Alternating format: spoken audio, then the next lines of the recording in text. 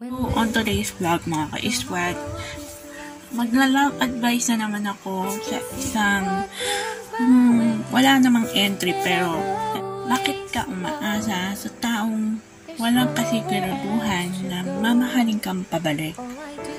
Bakit nga ba? Yung pang umaasa sa pagmamahal ng isang taong walang assurance, may pagsubok din. Mahal nyo, sabihin nyo, mahalin nyo muna yung sarili nyo bago kayo magmahal ng iba. So, hindi yung iba yung magpupuno ng love tank nyo. Dapat kayo yung magpupuno ng love tank nyo para alam nyo, gumawa na kayo ng alibay para hindi na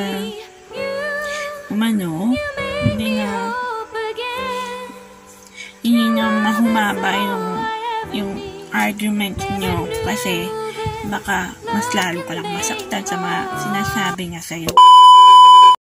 And welcome back again sa aking YouTube channel. I'm Erica P, your gorgeous vlogger for today.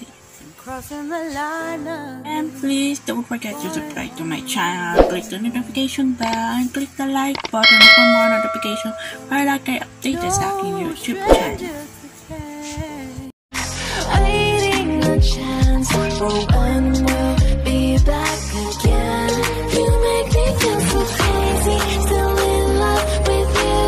You make me feel amazing when I'm next to you. You make me feel so crazy, my heart breaks. Close your eyes, only out one night. So put your trust in me, give me everything I need. So, on today's vlog mga ka-iswag, magla-love advice na naman ako sa isang wala namang entry pero ito para rin sa inyong lahat. Ang tanong mga ka-iswag, aasa ka pa ba o tama na? When there's no more hope is left in me, I can see what comes my way, and I'm always lost.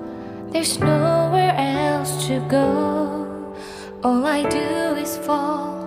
Feels like I can make it more than I could bear. Giving up is all that I can surrender to you. Ka umaasa sa taong walang kasiguraduhan na mamahalin kang pabalik. Bakit nga ba? O kailangan na bang itigil ang nararamdaman mo sa taong yun kung hindi ka naman pala niya mahal? Mga ka-iskwad, oo, masakit umasa kasi wala kang assurance kung mahal ka ba niya o hindi.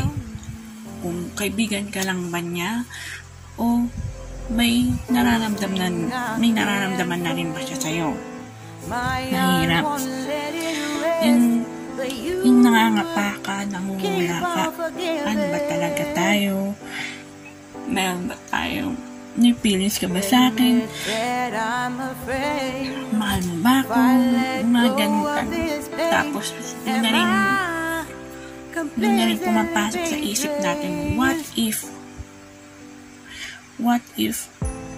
bigla na lang akong lumayo sa'yo? What if iiwasan na lang kita? Hahanapin mo ba talaga? Hahanapin mo ba ako? O hindi na siguro? Diba? Ang daming what if.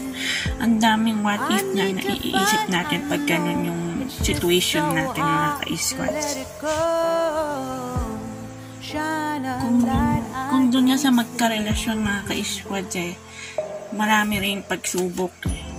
Yung pang umaasa sa pagmamahal ng isang taong walang assurance, may pagsubok din. Kasi hindi mo alam kung dapat mo na bang layuan yung tao o dapat mo na bang iwasan yung tao o pagpapatuloy mo pa ba yung pagmamahal mo sa kanya, yung nararamdaman mo sa kanya. So, to be exactly, one-sided love lang yung nangyayari sa'yo. Isa lang, maraming paraan dyan, pero ito lang yung masasabi kong paraan. Dapat siguro una pa lang, sabihin mo na o tanungin mo kung anong meron kayo. Hindi yung pinatagal mo pa na kala mo kayo na hindi. Dapat tanungin mo siya, tayo na ba? Mahal mo na ba talaga ako? Mahal ba ako? Ano ba talaga? When there's no more hope is left in me, I can see what comes my way, and I'm always lost. There's nowhere else to go. All I do is fall. Feels like I can make it more than I could bear. Giving up is all that I can surrender to you. Dapat sumagot siya ng oo, tayo na. So, doon pa lang sasaya yung puso mo. Pero pag sinabi niya hindi na, hindi naman, walang tayo, magkaibigan lang tayo, kaibigan lang turing ko sa'yo, doon pa lang, umiwas ka na, lumayo ka na.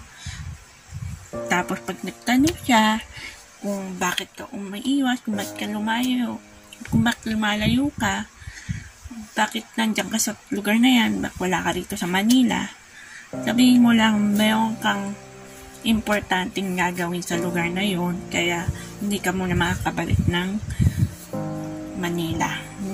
Ganun bagay mga ka-ishwan. Gumawa na lang kayo ng alibay para hindi na When there's no more hope is left in me, I can see what comes my way, and I'm always lost. There's nowhere else to go. All I do is fall. Feels like I can make it more than I could bear. Giving up is all that I can surrender to you.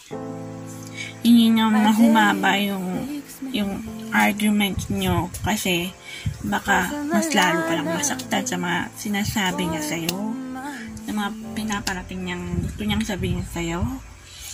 So, ganun na lang gagawin nyo. Sabihin nyo na may gagawin ka sa lugar na yun, o may gagawin ka sa o magiging busy ka ng whole week or whatever. Kasi baka lalo ka lang masaktan kung hahabaan nyo pa yung arguments nyo. Kasi ikaw lang din yung nasasaktan, hindi siya.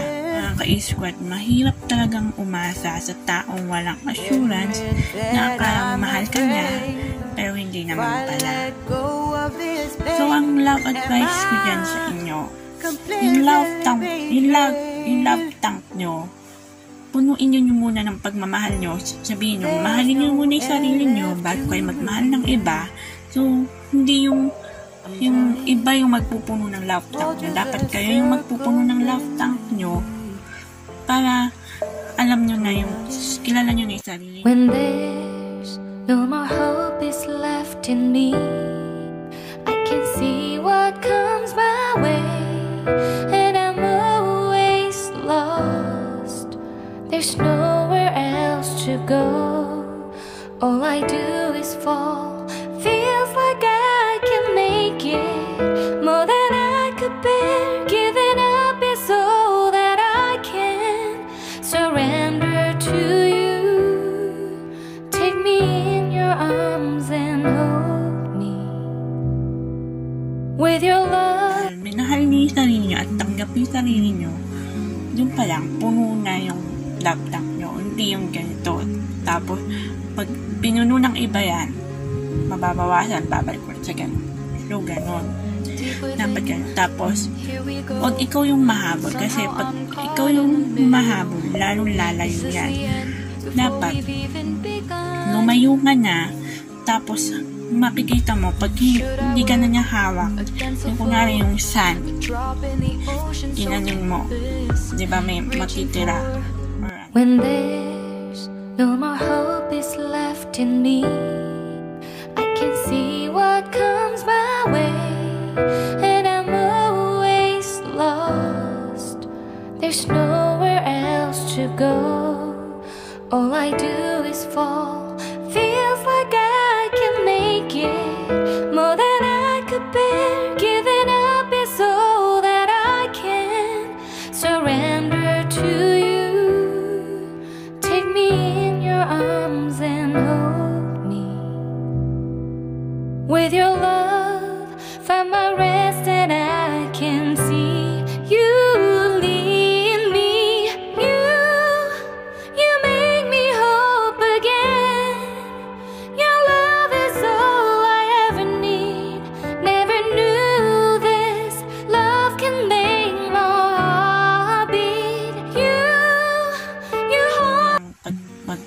pag-ibig. Pero pag ginanon mo, maraming matitira. So, siya ang hahabol sa'yo kapag hindi mo siya hinabol, kapag wala kang ginawa. Dahil ma-realize niya sa huli na may nararamdaman na siya para sa'yo. Ganun lang ang love. Ganun ang larangan sa pag-ibig, mga ka-squads. Dahil nyo yung mga love advice ko sa inyo, mga ka-squads. Dahil para rin sa inyo yan, para alagaan ang inyong puso at hindi na masaktan. So hanggang dito na lang po ang ating love advice na vlog. So hanggang sa muli, mga ka-squad. Kung nakikita nyo, iba na yung aking setup. So saka ko na lang po papakita sa inyo ang renovation of our room. So see you on my next vlog, mga ka-squad.